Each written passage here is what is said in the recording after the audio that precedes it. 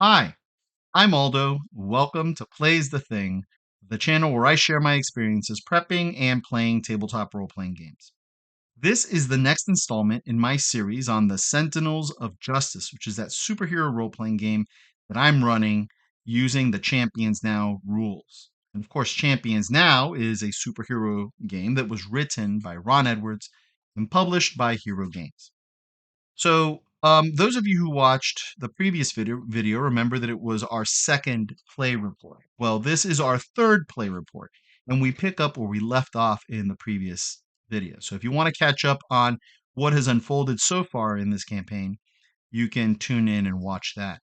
But basically, we left our heroes in the company of a Dr. Prometheus Bellows. Dr. Prometheus Bellows, after being confronted by the heroes, told them that he was at fault for having um, accidentally exposed some of his lab assistants to a meteoric substance that had transformed them into monsters, and that he felt responsible for this. And he'd been sort of tracking down his former lab assistants, one Marva Wright and another Peter Boggs, who had been transformed into a rat woman and a swamp monster respectively. Um, and that he knew that they were hanging out in the sewers and that he had a way of tracking them. And, he was sort of hoping that the heroes would help them um, capture these two so that he could restore them to their true forms. The heroes agreed to do so. They didn't trust Prometheus Bellows, I don't believe, but they agreed to help him in this because there was evidence, right, that these individuals had caused damage to the junkyard and some of the surrounding areas in this Brooklyn neighborhood. So they all descended into the sewer, and where we left off after some time of tracking through the sewers using this scanner that Dr. Bellows had, Dr. Bellows pointed out, there he is. There's Peter Boggs. There he is, and the heroes kind of position themselves to see what they would see. And sure enough, there was this kind of movement in the channels of the channels of water in the sewers as muck and vegetation started to kind of like retract towards a center that was ahead of them, and then out of the sewage rose this 10-foot tall, widely framed figure that was the swamp monster, which then kind of gurgled at them as it started moving towards them aggressively. And that's where we ended that session. So in a moment, I'm going to take us to the map that I used to run this encounter. But before I do that, let me try to recapture a little bit of where I was as we were starting this session. Um, if you recall from the things I said at the beginning of the second play report, so the previous video, I I had started the campaign with session 1 focusing on the uh the the theme of supremacy, right? The one of the thematic one of the thematic statements, or the thematic statement for this campaign, is fighting supremacy and depression in 1930s New York. And I'd begun the campaign by focusing on supremacy, and they fought the Silver Legion, who were white supremacists and proto-fascists that were making some moves, and that had some very, very strong effects. And so I'm like, okay, I have that set for this campaign. And I was afraid of doubling down on the supremacy angle because I thought it might start to overtake things and just become about that, right? Um, and also, I wanted to give some time for some of the things that had happened in that session to settle, both in terms of what the players were doing, but also in terms of what the villains are doing, right? I'm keeping track of what the villains are doing in between these adventures or these sessions. So because of that, I wanted to shift focus for the second session to focus on the depression angle. And if you recall, I'd said that my inspiration for this game, this for this particular situation that we're in was the Jerry Siegel and Joe Shuster story, Reign of the Superman, which was the sort of their first pass at the character that eventually became Superman.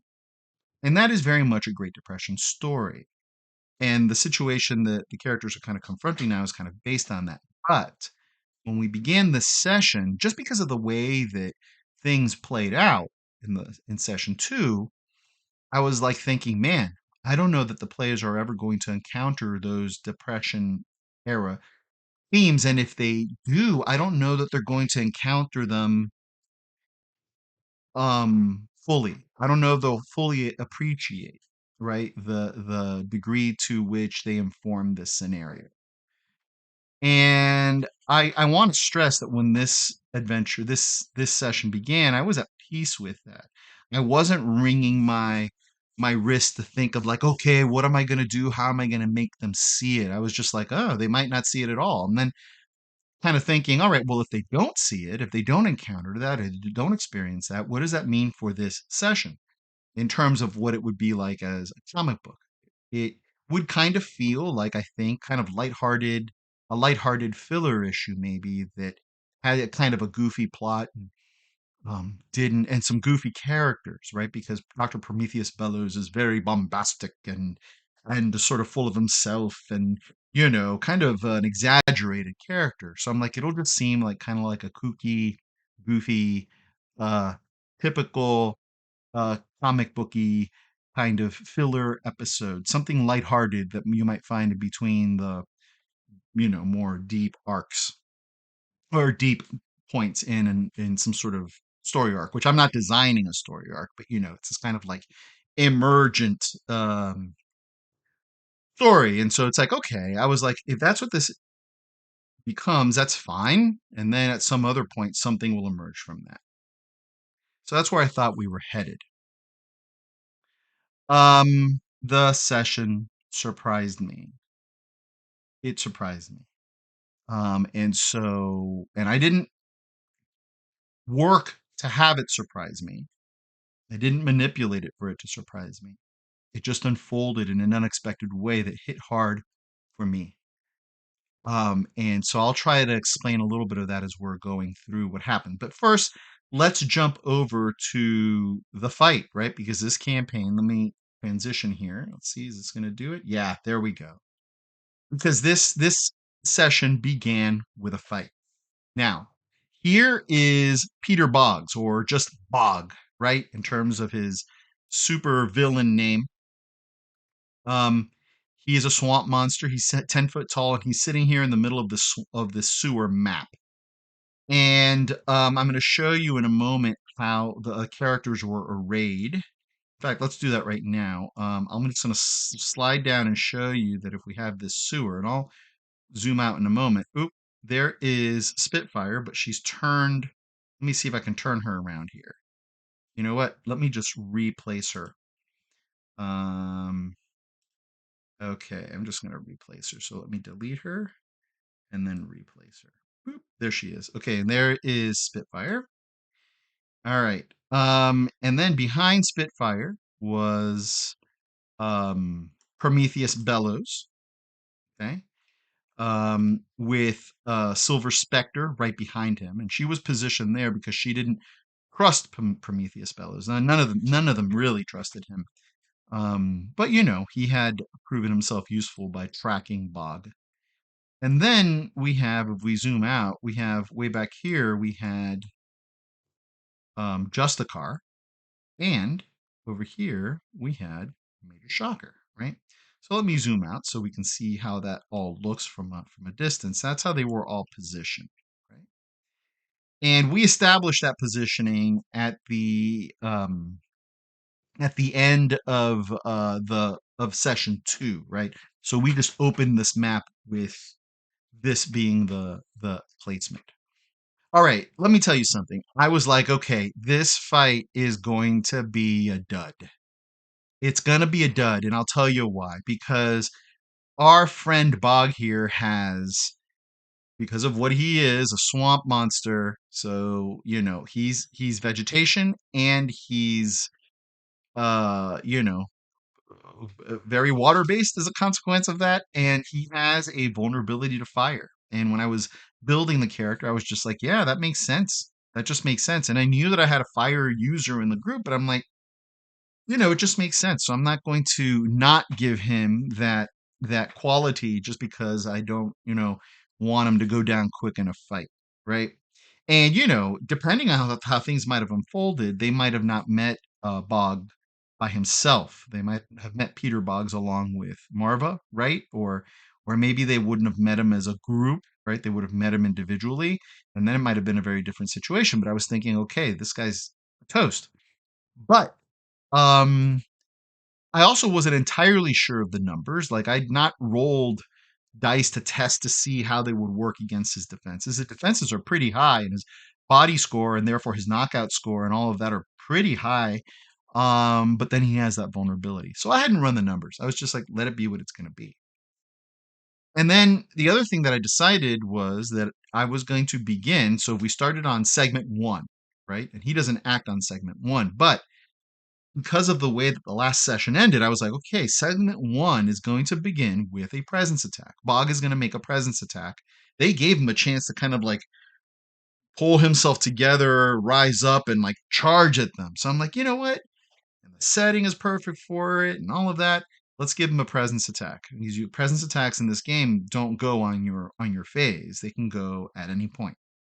So the first thing we did in this combat is I rolled a presence attack, and I thought at that point, wait a minute, he might actually have a chance here, right? Because he rolled really well in his presence, and it was enough to cause everybody here, to lose an action, right? And except, and she has a high presence, except for Spitfire, who lost half an action. If he had rolled a little bit better, if she had lost an action, he might have had a chance. And I'm kind of like telegraphing a little bit how this went down, right? But that meant that for the first, segment one, um, Silver Spectre can act, but not because she's lost an action. The other two, Just a Car and Major Shocker, also lost actions. And I think Justicar might have lost a half an action, I think also, but he's slower than Spitfire. So he wasn't going to be acting right away either. And Prometheus Bellows also lost a full action. So that's what happened on segment one. Segment two, Spitfire has a half action and can go before anybody. Bog goes on phase three, right? On his phase three or segment three. So she gets the drop on him. And this is what she does. She's scared, thinking, oh my gosh, this thing's big. It's coming at me. She's impulsive by nature. She's like, okay, well, got to take this thing down. And she unleashes her, her cone, her breath weapon, which is a cone effect of fire that comes from her mouth. And she does that. And so I'm like, all right, let's see how this vulnerability works.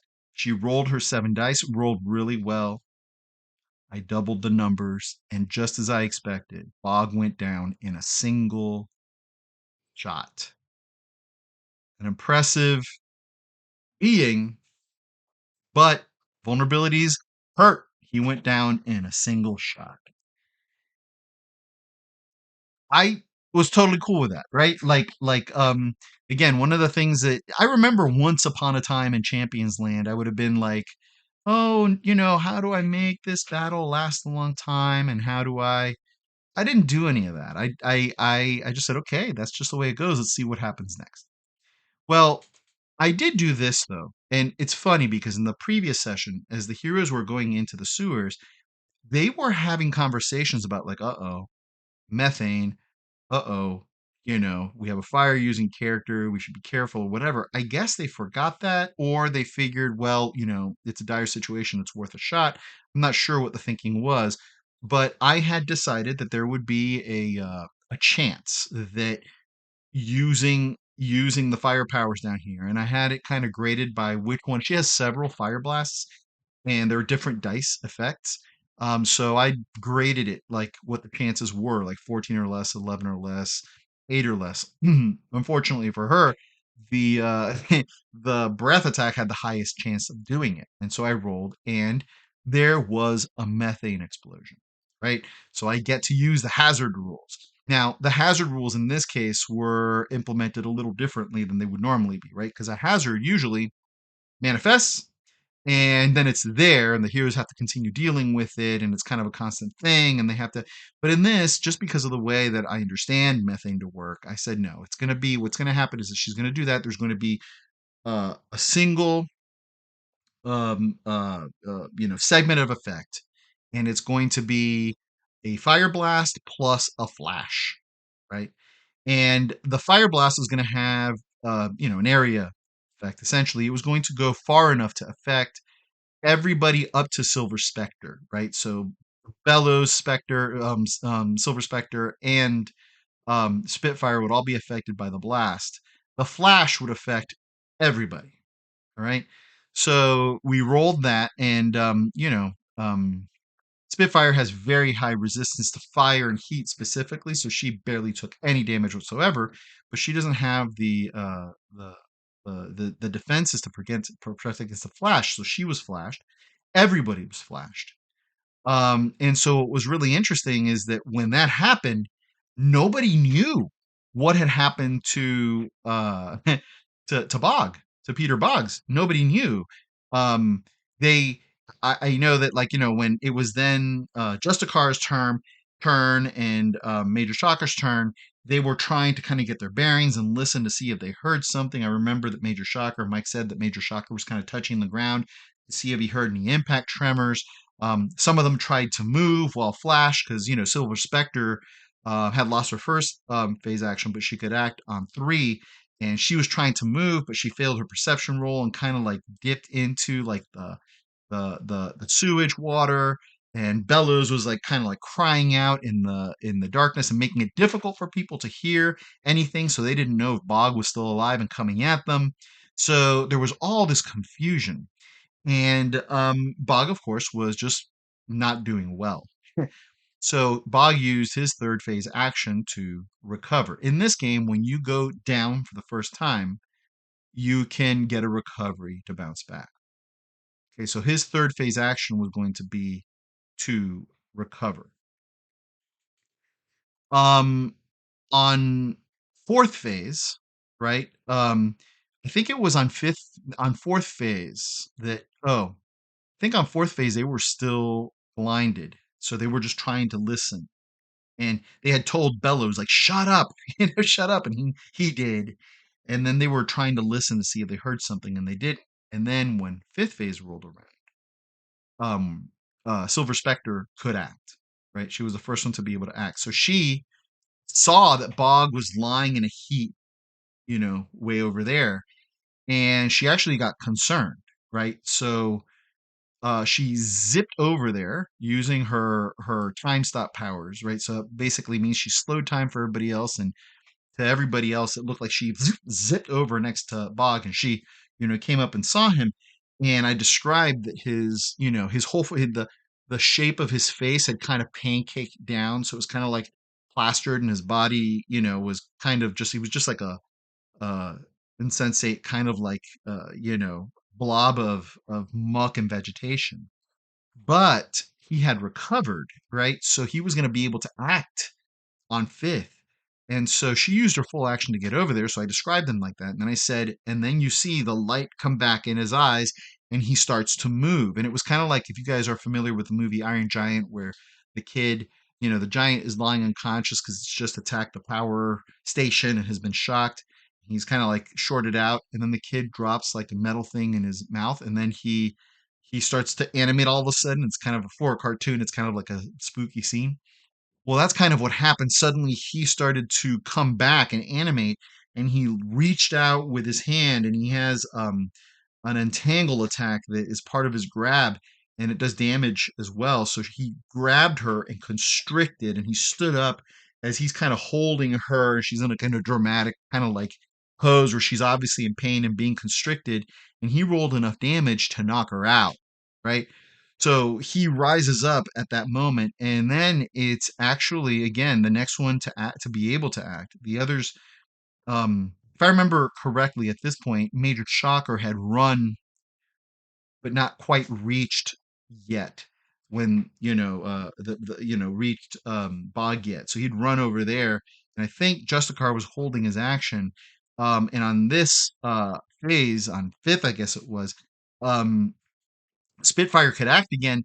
And it was interesting because now Jen was scared of more methane explosions, right? Um, but Spitfire has a situation, and that situation is enraged, when men, uh, harm or, yeah, harm women. I think it's when men harm women, right? And Bog is a man, right? Even though he's a swamp monster, he's a man, and he's crushing um he's crushing a woman who happens to be her friend as well, right? Silver Spectre. So Spitfire rolled her enraged, and it activated, and so she hurled a fire bolt at um at Bog. Now, what I already ruled that in the for at least this turn, any other use of the firepower was not going to incur the methane explosion, because the methane had already been kind of in this area, had already been kind of consumed by the first explosion. So it would take a little while for more methane to fill this space. So she was actually safe for that. But she rolled and hit, and again, that times two damage as a bear. This time she knocked him out for good. They didn't know it was for good though. And this is where things started to get weird. This is where this session started to surprise me. Okay. All right. So this is what happened. He went down. Justicar, who had been holding his action or just waiting for his turn, swooped in with his mace to kind of like clock him. Wanted to kind of move through him with his mace. But when I described that he wasn't moving, he kind of didn't strike, and kind of landed way over here where Bog is, um, standing over him with his mace. Silver Spectre, who again, since she had been knocked out, she could use her next action to recover. She started to come to, and Major Shocker moved up to her to see if she was okay, kind of helped her to her feet. And Spitfire flew over here, right, to kind of get a sense of what was going on. So we're all kind of standing around Bog. And then Prometheus Bellows acted, and he walked over to Bog. And I did this very slowly, and I was role playing it as we went, right? But he walked over to Bog. He said, "Excellent, you've thank you for taking him down. Now we can gain control of the situation." And he took his device that had the scanner, but it also had this kind of gun. Uh, wasn't it's not good. It had a grip, like a grip on it. So it was vaguely like a gun, but a very unwieldy one, and it had this kind of heater grill in the front. So he did some modifications, and the heater grill kind of lit up, and heated up, and the coils started to heat up. And then it turned into this kind of heat gun. And he went up to where um, Peter Boggs was, and he said, "I'll need to pare him down to size to make sure he's not an issue anymore. And it's the only way to really help him." And then he proceeded to cut Peter Boggs' head off, right? I mean, he's a mound of, you know, compost essentially, but he still has kind of this, shape to him. And he went over and started cutting where the clavicle would be, and started to cut his head off. And I described it all very slowly. Now, if I'm honest, and I know they didn't really trust Peter Boggs, I mean, sorry, trust Dr. Bellows. If I'm honest, I thought they were going to stop him. I didn't think that they would let this happen, right? I thought this was the moment where they would be like, "Wait a minute, sir, you're nuts, or you're evil, or whatever. You can't do this. We've subdued him. There's no need for this." And the characters were murmuring to one another that they didn't really. They thought this was kind of weird. I remember Silver Spectre and Major Shocker kind of exchanging, "I don't know, what do you make of this?" They all seemed uneasy. but they let him do it. He cut off Peter Boggs' head, and then he threw the head over his shoulder and said, "You can get me back to my vehicle. We can secure him." And then they're like, "Well, what about this Marva person that you told us about? What about this rat woman you told us about?" And he's like, "Oh yeah, Marva. Yeah, you're right. You're right. We need to get her too. But first we have to secure Mr. Boggs. So um, let's do that. You know." And they're like, "Well, okay." And so they started to leave the sewer with Prometheus Bellows. Now, I want to pause here to think a little bit about why this scene went down the way that it went down. I didn't expect it to go that way, and I was happy for it to go this way. Um, my story wasn't being ruined. There's no story to ruin. This is the story that's emerging, right? So I was happy for it to happen, but I was left thinking after the fact a little bit about why it happened the way it happened. Was it that this is the way that their characters um were thinking as characters themselves? I mean, it is what they were thinking because it's how it turned out, right? So it's not to second guess the actions. I'm not saying that they role played poorly, but we all know that when you're role playing a character, there's the character that you're playing, which has an influence on the actions, but then there's also the players who are playing the characters, and they also have, there's a symbiosis there, right? There's a kind of like a relationship there. And so, was this driven primarily by character play, or was this being driven also or even primarily by the way that the players are socialized around certain games, right? Because we've played a lot of, I mean, we've been playing together for decades, like some of us for 40 years, right? Um, some of us for less, but even the ones that have played less together have been playing together for decades, 30 years instead of 40, something like that. And so we've played a lot of games where there's kind of a story to follow, right? And that's not my preferred way of gaming. But it's a mode that I think our group is very used to. So what I was wondering is, did this scene play out the way it played out because there was kind of like, they saw it as players, they saw it as this being a cutscene, something that needed to happen for the story to move forward. Again, I don't GM that way. But I'm not sure that people know that. I'm not sure that all my players know that. So they might have been just like, okay, well, this is the weird and disturbing cutscene that we have to sit through for the story to move on. It's supposed to happen, and so we'll let it happen, and our characters will be uncomfortable with it because we're uncomfortable with it. But let's let the GM do what he needs to do. I don't know. And I'm not I'm not too worried about it. It just happened, right? This is the way for whatever reason. It just happened and it's the acceptable result for me. That means that we have to think about how it should how that decision, whatever the motivation behind it, how it shaped the fiction, right?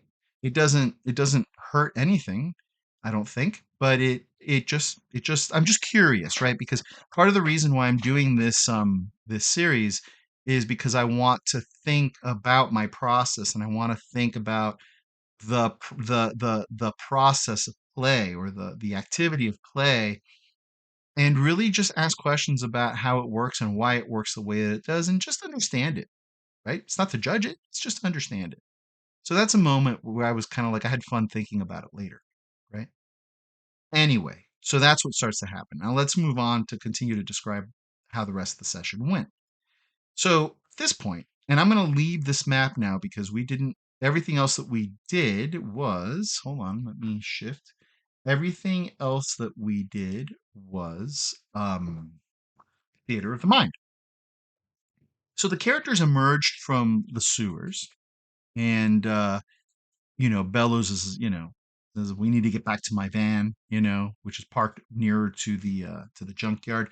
They emerge from the sewers in Bedford-Stuyvesant, which is a Brooklyn neighborhood that in the 1930s was a neighborhood that had a lot of African Americans had started to move into the neighborhood, as there was kind of like overflow population from Harlem, and just it just became another place for African Americans to come and build community, right? And so the characters emerged into Bedford Stuyvesant, and they heard that the community was kind of alive with conversation, but not where they emerged. They emerged kind of like in an alley or close to an alley, and there was some sort of commotion nearby. It sounded like there were people that had come out of their homes and were talking and discussing and somewhat animated, but they took that as a helpful distraction to not get be seen as they kind of started heading through back alleys and stuff. Major Shocker, who is from the nearby area, basically started taking them back to the junkyard, and it was just a car who stayed pensive about what the fact that that Marva was still out there. And so Dan described how Justicar took to the air, right, and flew up over the buildings and followed his friends as they and Dr. Bellows as they made their way back to the junkyard, and he wanted to make a perception roll, see what he could see. And here comes the next kind of phase of play, because he and they, because they all asked about her, they were right to be thinking of Marva. When the encounter with Bog happened, I knew exactly where Marva was. She was in the neighborhood, and I knew exactly how far she was. I knew exactly how many hexes away she was. And when the fight started in the sewers, I rolled one of the powers on her villain sheet, if you want to call her a villain, her character sheet, I guess. I guess I guess she's properly a villain in terms of the role that she's playing in this, but she's a sympathetic one, I think. But anyway, I rolled one of the powers on her villain sheet, and that power was awareness, which is rat senses, right? Rat senses bottom is awareness. She made it. So then I started to count her, I had calculated how quickly she would be moving, um, calculating endurance costs and all of that. But I knew where she was going to be at every point. And it just so happened that when she got to the sewers and arrived at the scene of the battle, it was just in time to see the heroes standing around Peter Boggs. And she saw Prometheus Bellows take his heater gun and cut off Peter Boggs's head. And she was livid. She was furious. She didn't have any rage that activated or anything like that, and she wasn't about to tackle, you know, uh, five individuals. She knew she wouldn't be able to win, but she was furious, right? And when the characters left, she started following, right? So when Justicar went up and said, "I'm going to be looking," I made another one of her skill rolls. That was her stealth. Now, I had made her stealth earlier to see if she could arrive at the scene without being noticed, and she made that. But now I rolled her stealth again, and it was an opposed roll with Justicar's perception, and she failed her stealth, and Justicar made his perception. So I described to Dan how Justicar sees as his friends are moving, through the alleys and through the community.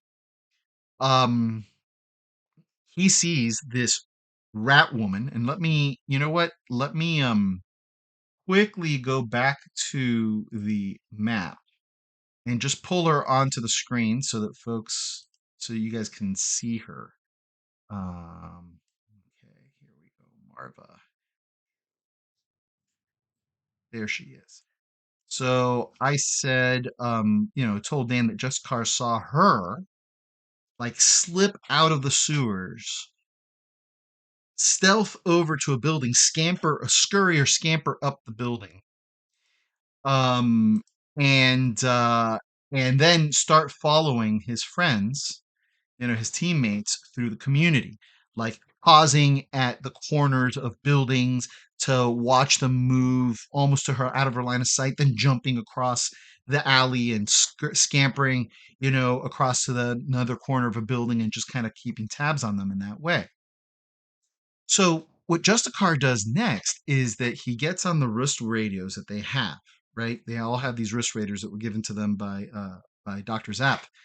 So he gets on that and he tells them he's following you.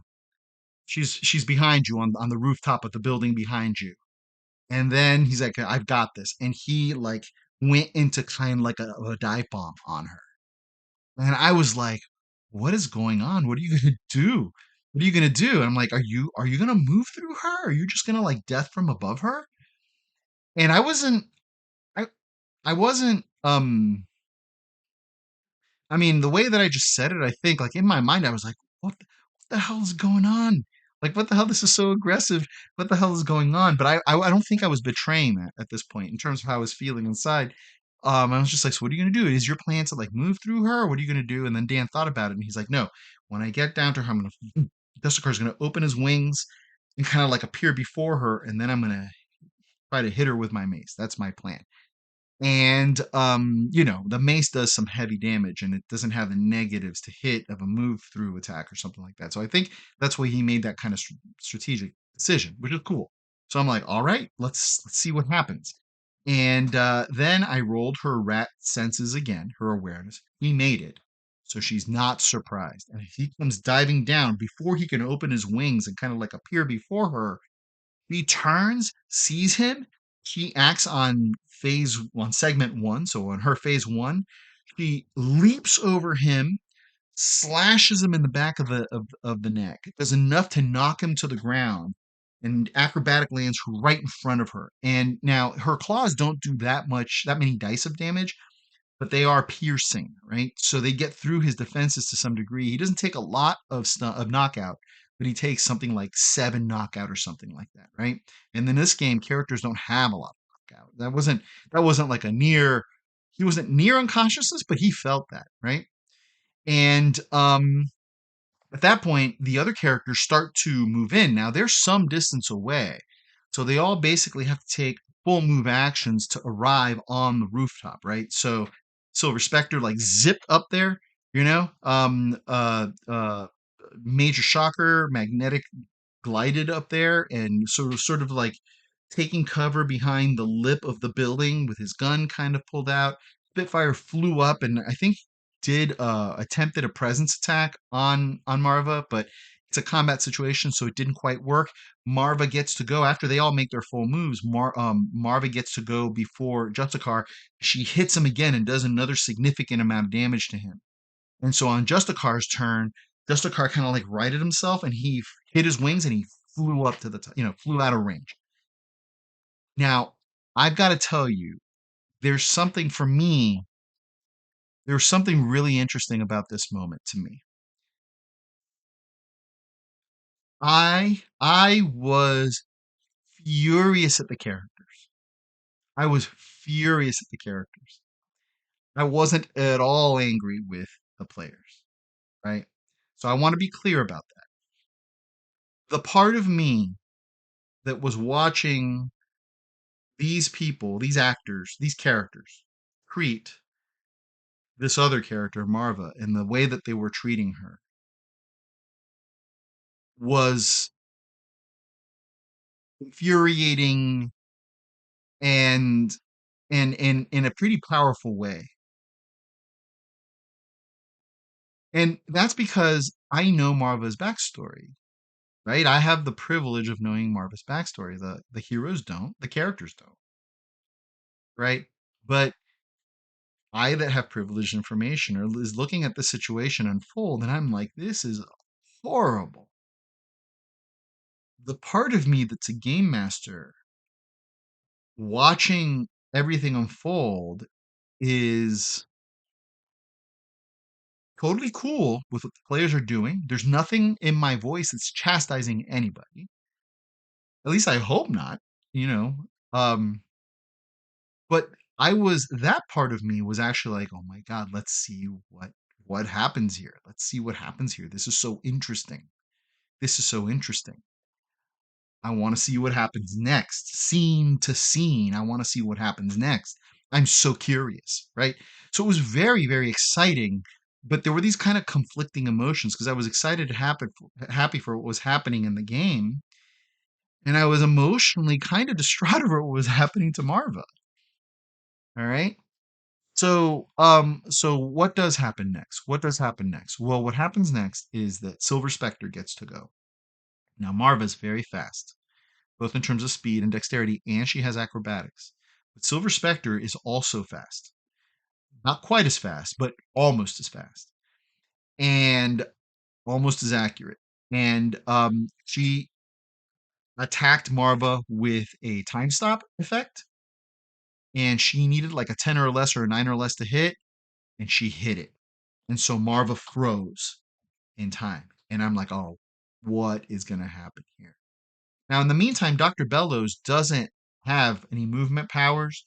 So he's still down there, like on the street, with Bog's head kind of at his feet. And he has his gun and he's asking, is she up there? Is she up there? And, things like that. And at this point, he's like, if you get her down here, I should be able to take care of her. And he hits a button, and a syringe comes out from his device that he used on Bog.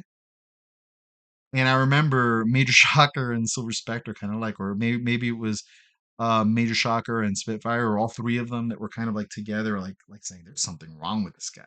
Right? I think it was Silver Spectre and Major Shocker. They're like, I don't like that. I don't like that. Right?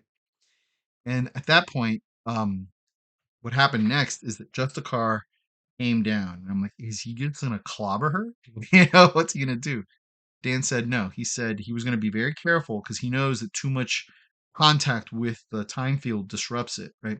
So he said he was gonna be very careful. He was gonna put his arms kind of around her, and then he was going to hold her, right?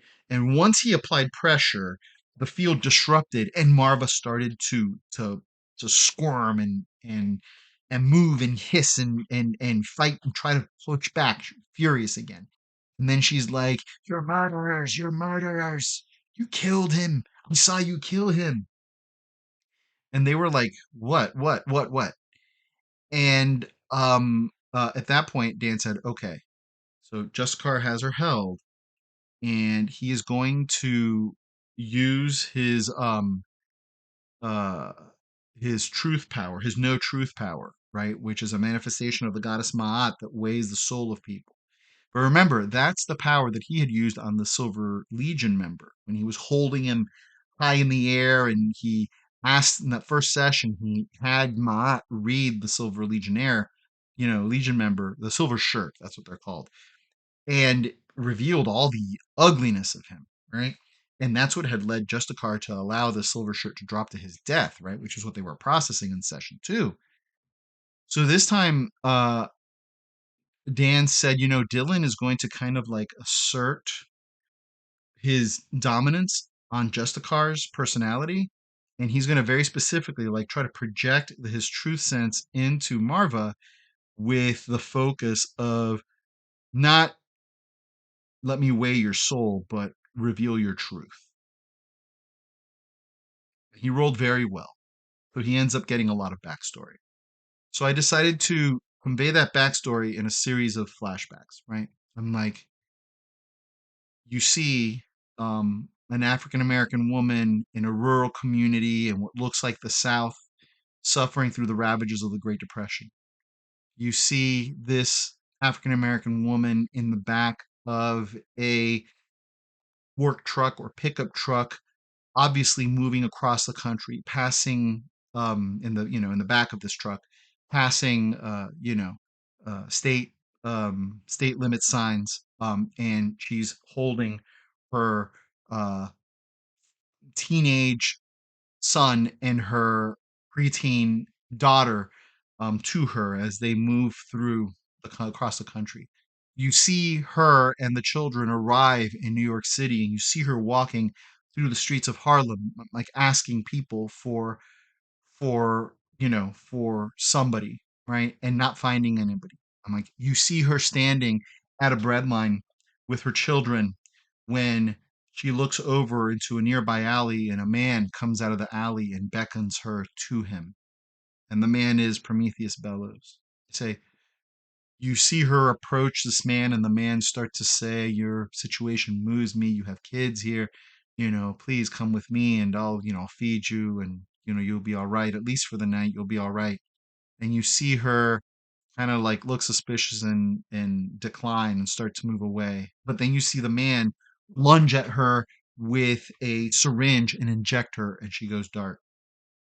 And said, you see her wake up in captivity, and she meets somebody else who's in captivity. And there are other people that are in captivity, several others, but the one that she befriends is kind of an older white man with a big, bushy beard who looks unwashed and unkempt.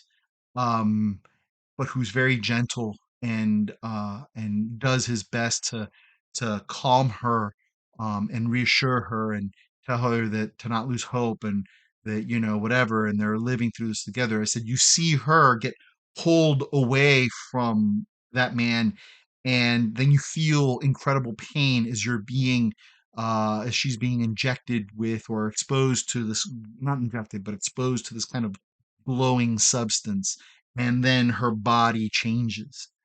And then I say you see her in captivity be reunited with Peter Boggs, who has been turned into the swamp monster.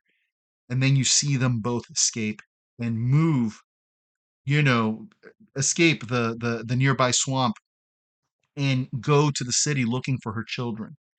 And then you see, you know, Bellows following them and having a few interactions with them and fighting them at the junkyard, but her slashing him in the face. And then, you know, you see yourselves standing around as Peter Boggs's head is being cut off by Dr. Bellows. Right. So I would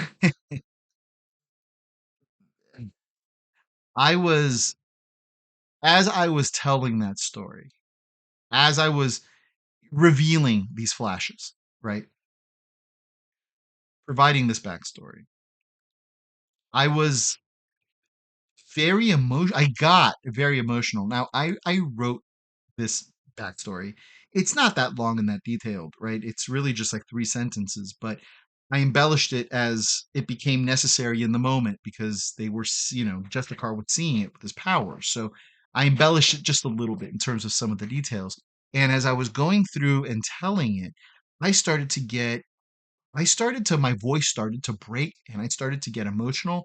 I had tears running down my face. And it's not because, oh, my story's so moving. It wasn't that. Because it's not. I mean, it is and it isn't. I'm not claiming that I wrote like the great American novel that deserves that kind of emotional reaction or anything like that, right? But what did get me is that, again, like I just described, when they were fighting her and when they had done what they did to Boggs or allowed Prometheus Bellows to do what he did to Bellows, I was kind of like offended by their actions, not by the player's actions, but by the character's actions. I was offended by them and I was hurt by them in a way. And then, so it was the backstory combined with the player's actions and what I perceived as an injustice, but certainly an unintentional injustice, but an injustice nonetheless, that it was, I don't know, there was something cathartic about me kind of like getting it out. And as I was doing that, I could see we're playing on Zoom and I can see my players' faces and my players are being affected by this. And Jen started to say, like, we're the monsters, we're the monsters, we're the monsters. But the characters didn't know this, but the players did. Like, we're the monsters. And then I was waiting to see what would happen when I was done, and Dan really got me. And I again, I feel it getting a little teary eyed now because Dan's described how um uh uh because he's holding Marva. Marva's still kind of like fighting. He's holding and he's using, Justicar's using the truth, the awareness of truth, power, and all of that. And then Dan said, suddenly the other players, because Spitfire, as he was kind of reacting to what he was seeing, Spitfire could tell, they could all tell there was something wrong. And Spitfire started to say, "What happened? What happened? What are you seeing? What are you seeing?" And Dan said the other characters see suddenly like the peacock motif on Justicar's helmet like flare up, and you hear a voice come out of Justicar that is deep but feminine, powerful, deep and feminine, and it's superimposed over Dylan's voice. And Maat spoke and said, "You poor woman," and he said he tenderly holds her to him, but not like in a restraining hold, but in like a reassuring hold. And he said, and then Maat said, "You poor woman, this will not happen to you again." And I don't know, it really affected me, right? I don't know. The whole thing was just, um, I don't know. It just hit me. It's hitting me now, obviously. I feel silly. But, and it wasn't just what Dan did. It was the way that all of them were sort of reacting to it in very subtle ways, both as players and as characters. So, one thing I forgot to say about that whole scene with Justicar holding Marva and reading her thoughts and Ma'at speaking and what happened after that. And what I forgot to say is that I introduced the mechanics of the game there because I said that was worthy of a presence attack.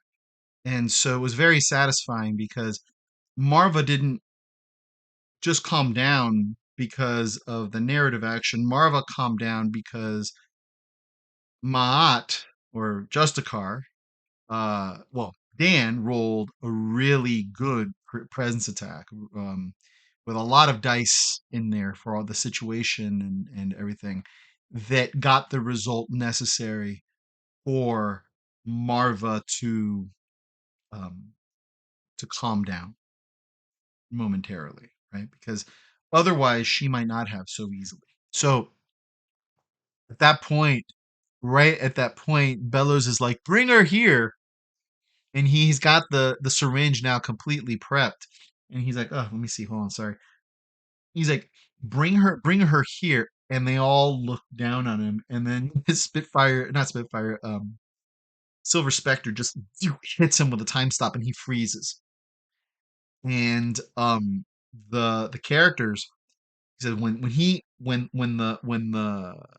the time field was broken, he's got Justicar on one shoulder with his hand on one shoulder. He's got Major Shocker with his hand on the other shoulder. He's got Spitfire with her hands aflame standing in front of her, and Silver Spectre like right next to Spitfire, like arms crossed. And he's got like Marva is kind of like behind the two of them, angry but scared of him because of what she's been through, but also angry, looked like she could rip his throat out.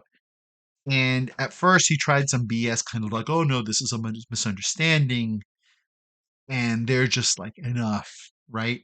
And Justicar like turned him around, grabbed him, and lifted him into the air, right? And was holding him. Just not, he didn't fly up with him, but he was standing there holding him by the shirt. And Prometheus Bellows is like, his aspect changed, and he stopped trying to squirm his way out. He's like, "I had to do it. This is an amazing discovery. All of that kind of had to do it for science kind of talk." And they're just like, they were ready to kill again. They were ready to kill again. Like Silver Spectre was like, "End him. He doesn't deserve to live."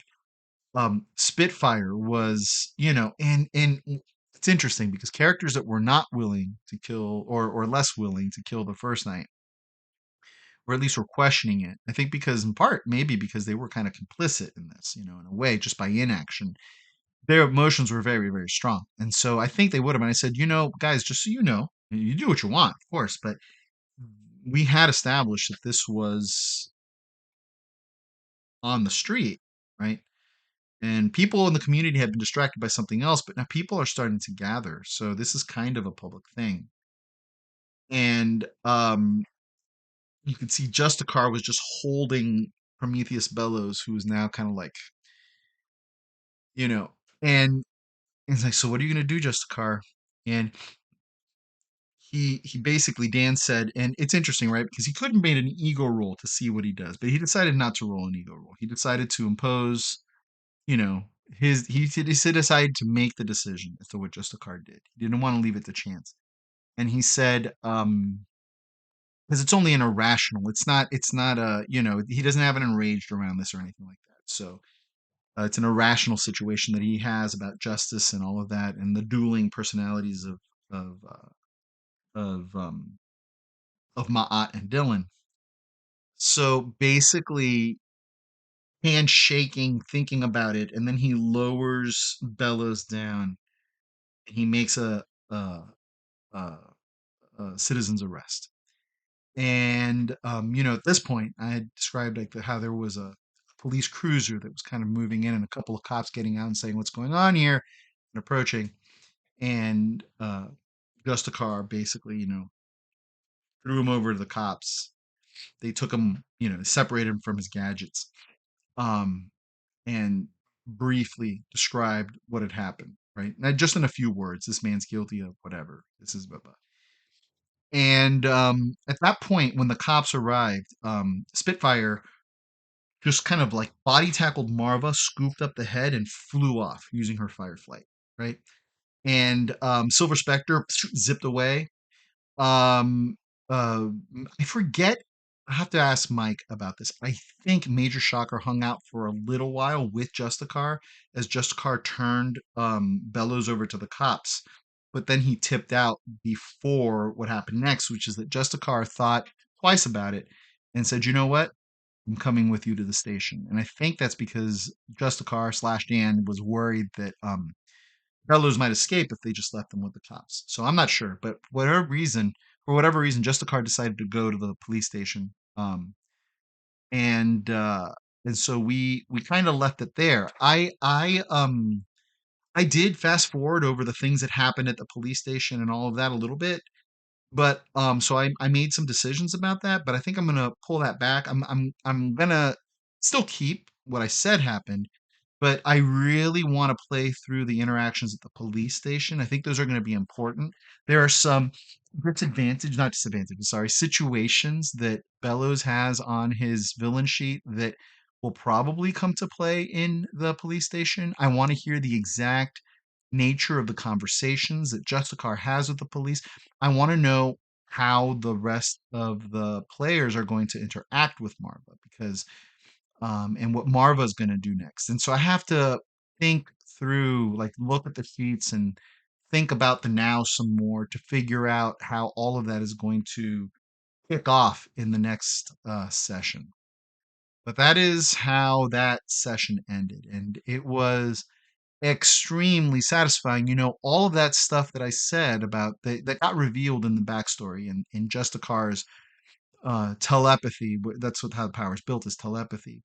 But the no truth power um ended up revealing the Great Depression angle, right? That I wanted to be thematically bound up with this story. I didn't plan for it. I wasn't sure if it was going to happen when the opportunity emerged. I I I took advantage of it. I availed myself of it. But so in the end, it turned out to be what I thought was strong play too, and I'm really grateful for that. So there you go. That was our third session report. For the moment, there are no more session reports because we are caught up. And, for those of you who have stayed through the end of some of my other videos, you know that Justicar's player Dan went in to have a liver transplant shortly after this session was played. That was over a month ago. He's doing really well. The reason I didn't post a video last week is because I'd gone to Tampa to spend a couple of days with him over there to give his parent, his family a break because they needed to, um, you know, uh, uh, to do that, and I wanted to be with my friend, and it was good to see him, and he's doing well. So he's able to game again, and so we've set our next Champions Now game for December 3rd. So it's going to be a few weeks from now, 2 weeks from now or so. Is it 2 weeks? No, it's like, yeah, it's like 2 or 3 weeks. So we will play session 4 on December 3rd, hopefully, if those plans hold. And then there will be another play report shortly after that. Now, this channel is not just about Champions Now. It's the game that I'm enjoying the most right now, but it's not only supposed to be about Champions Now. In the meantime, before we could gather the group together to play this game again, my the the group that my mainstream group, the group that I play with every Saturday, which includes all the players that are playing this game, but it's a larger group. We started a Shadow Dark game last week with me GMing, and so we're going to, probably my next video will be about Shadow Dark, and I'll probably do 1 or 2 videos about Shadow Dark before I get to do the next Champions Now game, but video, but we will return to that, and you're going to see the channel like start juggling several games, right? Because I really want to reflect just broadly on role playing in general and my process with role playing in general, and not just one game or 2 games or something like that, right? So, all right, well, that's where we are. Thank you so much for staying until the end. As always, I will say, I wish you good health, I wish you good cheer, and I wish you good gaming.